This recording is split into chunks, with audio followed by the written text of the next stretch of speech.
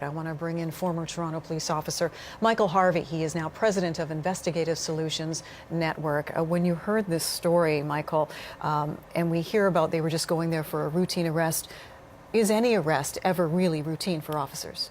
No, I suspect you're correct that no arrest is ever routine, and I think some of the most dangerous things they might possibly do would be a door knock situation like this or stopping a vehicle. Sorry, you don't know what's going on inside the person's mind or inside that house or vehicle at the time. So, this is a man, though, that they knew were being investigated for hate crimes. Would they have been aware if guns were in the home? To a degree. I mean, we had a long arms registry, which, as you know, fell off. That might have been one of those instances where this would have been a highly valuable tool.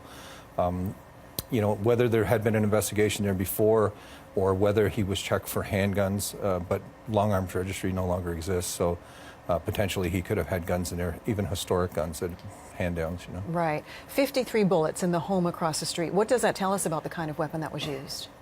Well, I suspect it was a semi-automatic weapon at the very least, and as we heard them say, it was a large bore, a high-caliber weapon. Again, a hunting rifle would qualify most times. That's something that could be bought certainly locally, you know, out there at a Walmart or Canadian Tire even. Yeah. What is the procedure when you go to a home and knock on the door, knowing that you are going to arrest someone who likely isn't going to be very happy about it? Well, yeah, I think rarely they're happy to be arrested, so that's kind of common. But I would like to say again that this is, first of all, our condolences, obviously, to the entire family. But this is an exceptional case, obviously. But every one of these cases is pretty much the same. It's your high risk and usually unprepared.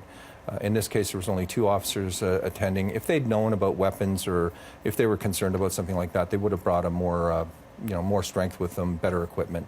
In this case, it should have been a routine arrest. The person was, going to be arrested for what would appear to be a minor charge, and then this happened. It went horribly wrong. It did.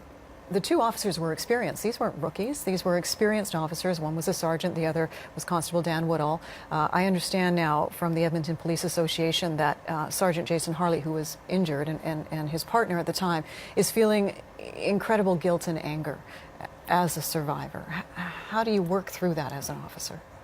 Well, I think today we're in better positions to work through this, that there is, in fact, some psychological help for all of these people. And, this survivor's remorse is common to all of us, really. And in fact, it kind of sweeps through the department in a case like this, where everybody is going to feel a little bit badly about this, for sure. It's been great having you in to give us a little bit of perspective on this sad day. Thank you, Mary. Yeah, appreciate your time. Former Toronto police officer Michael Harvey, president now of Investigative Solutions Network.